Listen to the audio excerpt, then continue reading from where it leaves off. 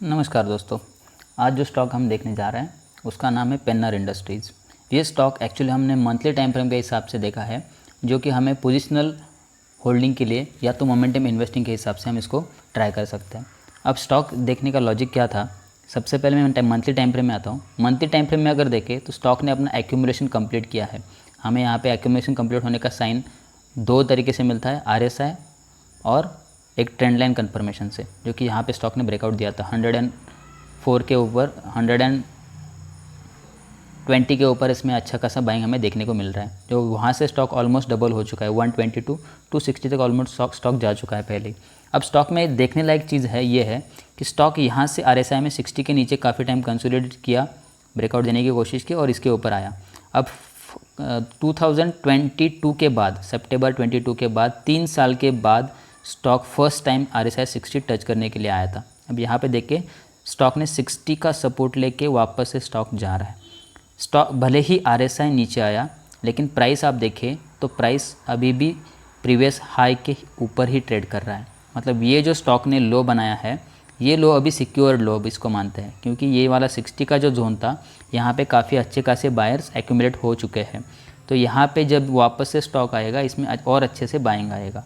तो ये तो हमारे लिए अच्छी कन्फर्मेशन होती है कि यहाँ से स्टॉक जो है ऊपर के लिए जाने के लिए रेडी है। भले ही कुछ टाइम के लिए नीचे आए तो उसमें ऊपर जाने के चांसेस है। ठीक है, एक पॉइंट ये हुआ कि RSI के हिसाब से स्टॉक अभी भी स्ट्रॉन्ग अप ट्रेंड में है और स्ट्रॉन्ग अपर लेवल्स होल्ड कर रहा है। जनरली एक लॉजिक रहता है, मैं अभी आपको एक लॉजिक बताता हूँ कि स्टॉक किस प्रकार से ऊपर ब्रेकआउट और ब्रेकडाउन करता है। जैसे कि स्टॉक ने यहाँ पे अगर रेजिस्टेंस लिया और वापस से नीचे आया और सपोर्ट पे आया, वापस से रेजिस्टेंस लिया, रेजिस्टेंस से सपोर्ट पे आया, अगर वापस से ये सपोर्ट पे ट्रेड कराए, पॉसिबिलिटी है कि ये सपोर्ट ब्रेकडाउन कर देगा। मतलब ज़्यादा टाइम ये रेजिस्टेंस के बजाय सपोर्ट पे ट्रेड किया है, तो सपोर्ट में बायर थक चुके हैं और सपोर्ट में यहाँ से ये ब्रेकडाउन करने के चांसेस आए होते हैं। अगर इसको ब्रेकआउट करना होगा तो क्या होगा, स्टॉक ऊपर जाएगा, रेजिस्टेंस लेवल्स पे ट्रेड करेगा ज़्यादा टाइम पे। रेजिस्टेंस लेवल पे जितना स्टॉक ट्रेड करेगा, यहाँ पे सेलर्स जो है एक्यूमुलेट होंगे, सेलर्स एक्यूमुलेट होंगे। अगर ये इसको ब्रेकआउट करता है तो ये सारे सेलर्स यहाँ से निकल जाएंगे और ये यहाँ पे चांसेस होते हैं कि यहाँ से स्टॉक अच्छा खासा मोमेंटम दे देता है।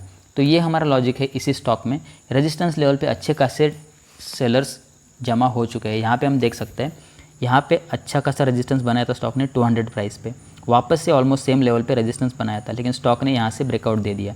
ब्रेकआउट देके ये 3 कैंडल्स, यही मेरा बाइंग का एक्चुअल रीज़न है। ये 3 कैंडल्स हम अगर देखें, तीनों मंथ्स में स्टॉक ने अपने सेम लेवल पे क्लोजिंग दिया है। ये जो प्राइस मिल रहा है हमें 240 के अराउंड वाला, उसी लेवल्स पे कंटिन्यूसली 4 महीने स्टॉक ने ट्रेड किया है और वहाँ पे आके ही क्लोज किया है। ऊपर जाने की कोशिश की, नीचे जाने की कोशिश की, लेकिन क्लोजिंग दिया है 240 लेवल्स पे। ठीक है, और ये तभी जाके ये 2 डोजी कैंडल्स और एक शूटिंग स्टार टाइप कैंडल बना है। और यहाँ से स्टॉक नीचे जाना चाहिए था शूटिंग स्टार के बाद, लेकिन ये वाला कैंडल हमें दिखा रहा है कि यहाँ से बायर वापस से एक्टिव होना चालू हुए हैं। एज ऑफ नाउ इसमें एंट्री नहीं है। एंट्री कौन से पॉइंट पे करनी हम देखेंगे, लेकिन ये लॉजिक था कि ये जो एक्यूमुलेट हुए हुए सेलर्स है, ये सबको अगर यहाँ से निकालना है तो यहाँ से मोमेंटम अच्छा खासा आ सकता है। ठीक है, अब ये जो बायर आया है शूटिंग स्टार के बाद, इसके लो क्रॉस करके प्राइस नीचे जानी चाहिए थी, इसके रिवर्स में प्राइस ऊपर जा रही है। तो ये वाला जो लास्ट का शूटिंग स्टार वाले सेलर्स है, ये भी ट्रैप हो जाएंगे। First month, second month, 3 and 4 months के सेलर यहाँ पे अगर ट्रैप होते हैं। वैसे भी ये स्टॉक में यहाँ पे जो काफ़ी सारा कंजेशन हुआ है सेलिंग का, ये कंजेशन के बाद ये सेलिंग इतनी वीक नहीं होनी चाहिए थी। अगर सेलर आने होते तो यहाँ से सेलिंग आनी चाहिए थी स्टॉक में, लेकिन यहाँ पे हमें दिख रहा है कि स्टॉक अभी भी 60 के ऊपर RSI में होल्ड कर रहा है और ये अपने क्रूशियल लेवल को ब्रेक करने के लिए जा रहा है। मंथली में तो ये कंफर्म कर देगा जिस दिन ये स्टॉक ये लेवल को क्रॉस करेगा। RSI में ऑलरेडी स्टॉक ने हमें बताया कि 60 का सपोर्ट लेके स्टॉक होल्ड कर रहा है, काफ़ी अच्छा मोमेंटम देगा। ये मंथली में हो गया। वीकली में अगर RSI देखें हम, वीकली में भी स्टॉक ने फर्स्ट रेजिस्टेंस, सेकंड, थर्ड और वापस 4th टाइम जा रहा है। Generally 4th time breakout stock देने के लिए ही जाता है।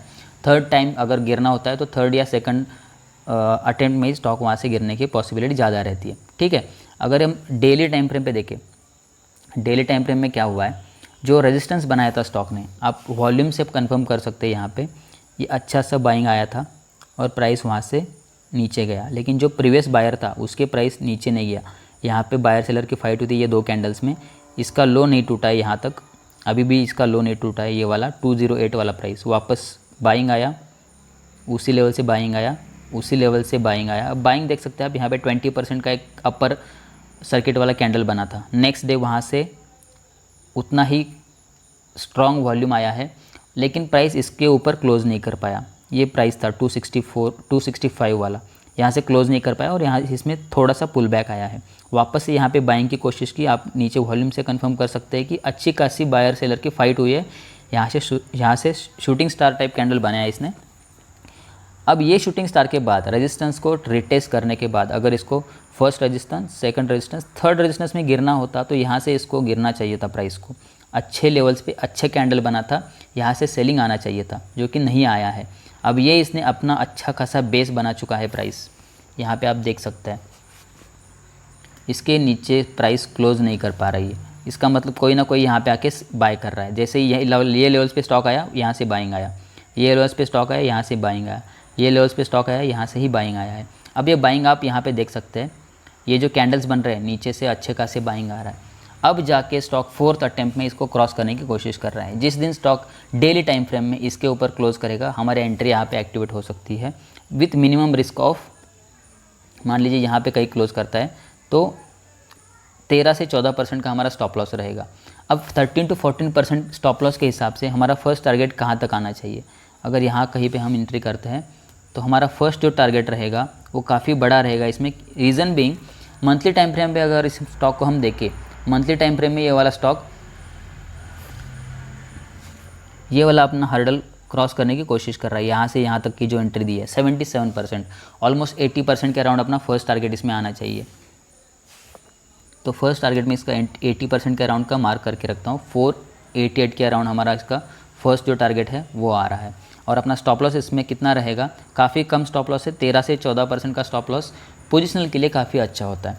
इन केस ये स्टॉक इसको ब्रेक करता है तो अपने रडार में आ जाएगा। लेट्स सी स्टॉक किस तरीके से परफॉर्म करता है and see you in the next video. Thank you.